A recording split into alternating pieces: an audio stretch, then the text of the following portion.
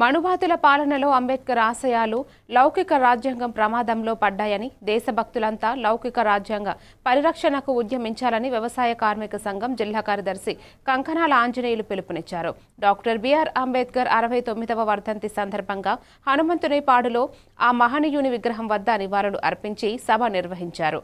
ఈ సందర్భంగా ఆంజనేయులు మాట్లాడుతూ అంబేద్కర్ భౌతికంగా జీవించింది 63 సంవత్సరాలు అయినా ఆయన ఆశయాలు లక్ష్యాలు చిరకాలం జీవస్తాయి అన్నారు.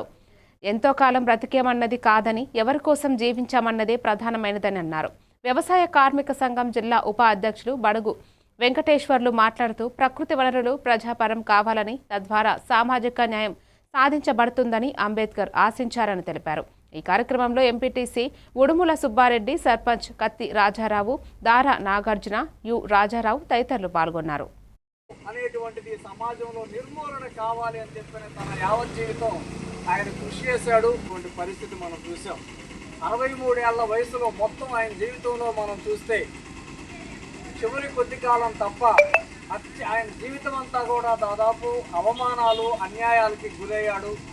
ఈ వ్యవస్థని పట్టి పీడిస్తున్నటువంటి ఈ కులం అనేటువంటిది సమాజంలో నిర్మూలన కావాలి అని చెప్పిన తన యావత్ జీవితం ఆయన కృషి చేశాడు.